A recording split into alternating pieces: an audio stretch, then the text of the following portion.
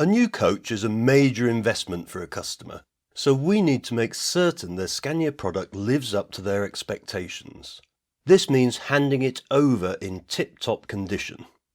The vehicle will already have been checked mechanically by the workshop, but this short video runs through the checks that should be completed on the rest of the coach to ensure that everything is present, working and in perfect condition.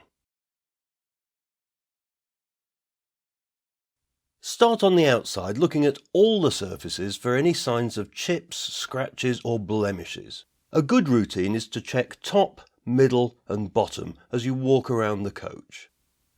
Begin by the entrance door. Is the paintwork clean and unmarked? Are the light lenses free from cracks or scratches? Is the door glass clear? Mirrors must be clean and undamaged. The emergency door opener flap must open easily, and don't forget to check the marker light lenses.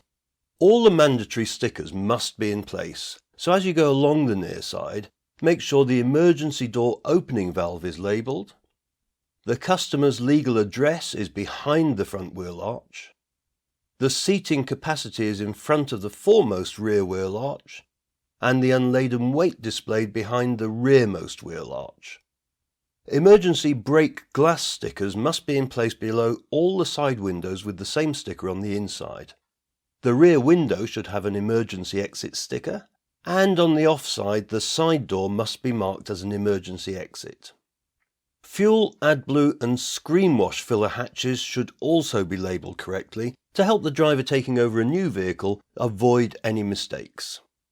Check the wheels for any damage, scratches or marks, and make a note of the make and size of each tyre to make sure they're all the same.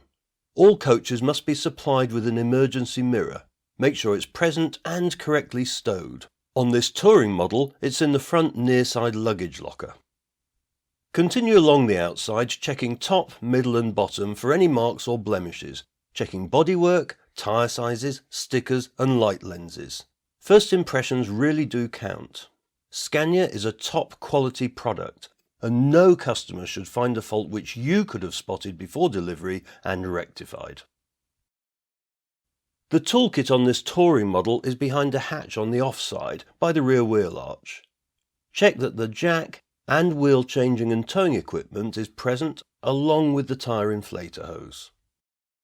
Carry on checking the coach until you reach the front. Then examine the windscreen, light lenses and radiator grille for stone chips. Once you're satisfied that everything is present, clean and in good order, enter the saloon. So to summarise, on the outside, examine all paintwork for scratches, damage or defects. Check bodywork lamp lenses and all glass for damage. Make sure all legal lettering is applied and in the correct place. Check that the toolkit and emergency mirrors are present. All tyres are the same size and make, including the spare, and check all the wheels for any damage. Finally, have a general walk around to make sure the vehicle is clean and presentable.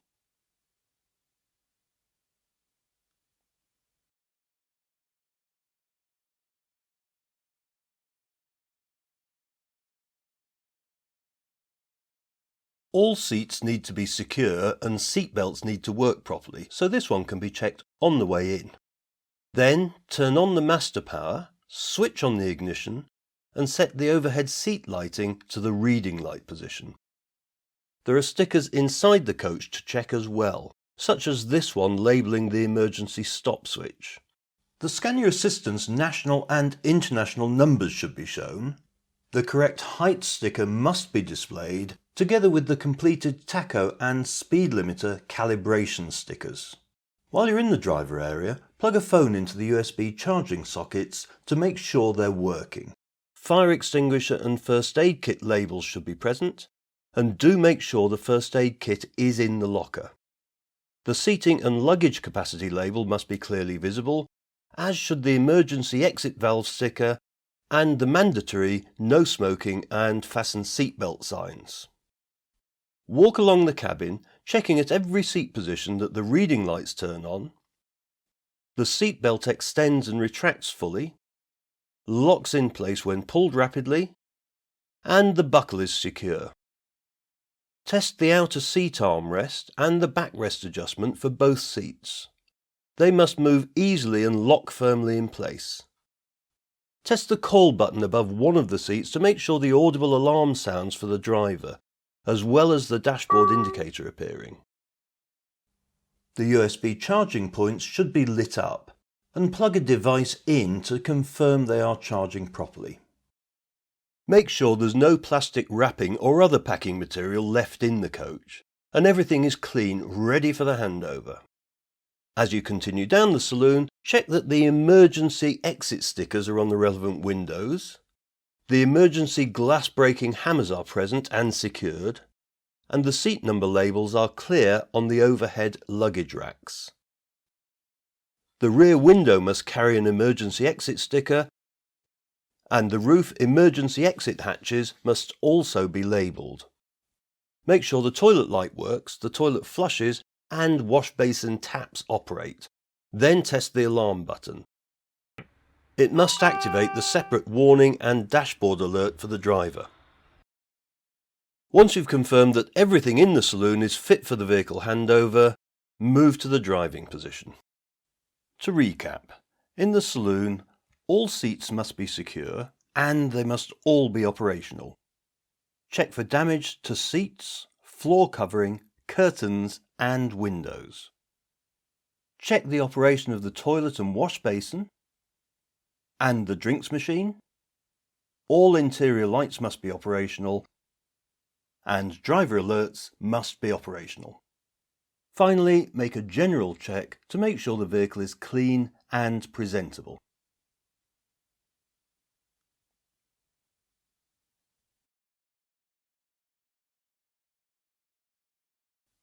In the driver's area, go through all the controls one by one and check the function works. Do the saloon overhead lights dim and brighten properly? Do all the mirrors adjust? Do the sun blinds work smoothly? Does the driver's window raise and lower? Make sure every switch does what it should. Turn on the entertainment system and make sure all media options are available. Select the video function and check the passenger screens turn on. Then select the microphones in turn and test them to make sure they both work. Open the emergency exit and make sure the camera works, showing the steps. Then select reverse gear. Check the screen shows the area behind the coach and that the reverse warning sounds. As you can see here, the image could be upside down. If so, make sure it's corrected before handover. Passenger and driver comfort are both important, so let the engine warm up, then check the heaters for the saloon and driving area. Turn the temperatures to maximum, make sure hot air blows, then down to the minimum setting and check the air conditioning is blowing cold air. On the Irizar climate control, passenger and driver area temperatures cannot be more than 4 degrees apart, so they must be turned up and down in turn. The passenger air vents can be checked later as part of the on-road testing. So to recap, in the driver area, every switch and control must be operational, legal signs must be in position, both microphones must be operational, and make sure the CD and DVD player and the radio are all working properly.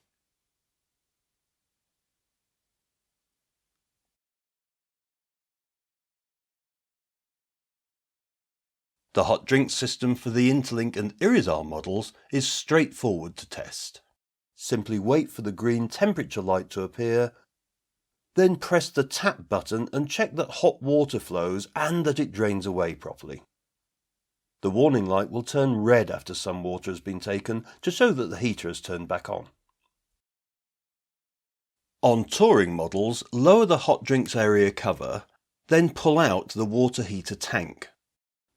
Unscrew the securing nut, remove the top cover and the filter and push the heater back into position. Switch on the main power, then the pump supply marked P. Push the button at the top right to operate the pump and check that water is pumped into the top of the water heater. Turn off the main supply, replace the filter and cover, and make sure the heater is secured back into the stowed position. Turn on hot and cold taps to check the water flows, then mop up any spilled drops and raise the front cover back to close it. On Irizar models, the toolkit is contained in a box kept in the front near side luggage locker, along with the emergency mirror. The toolkit on Interlink models is behind a panel in the front offside luggage locker. Unscrew the securing nuts to remove the panel and check the toolkit contents. Then refit the panel and check it's properly secured. The emergency mirror is attached to the roof of this same luggage locker.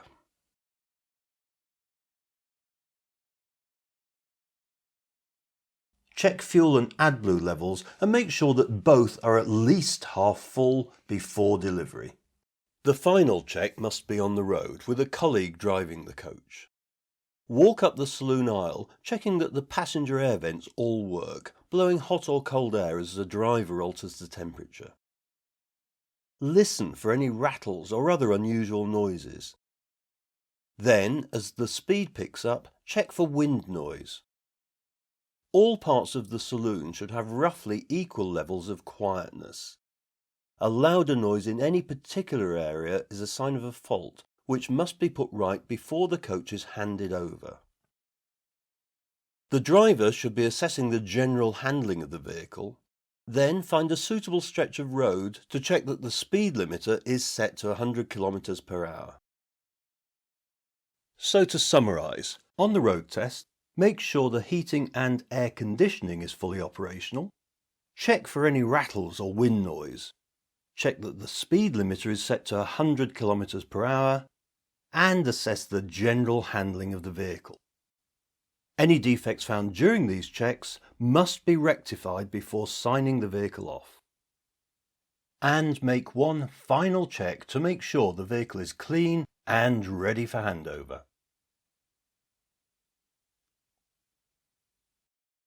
If defects are found during any of these checks, they must be rectified before signing off the coach.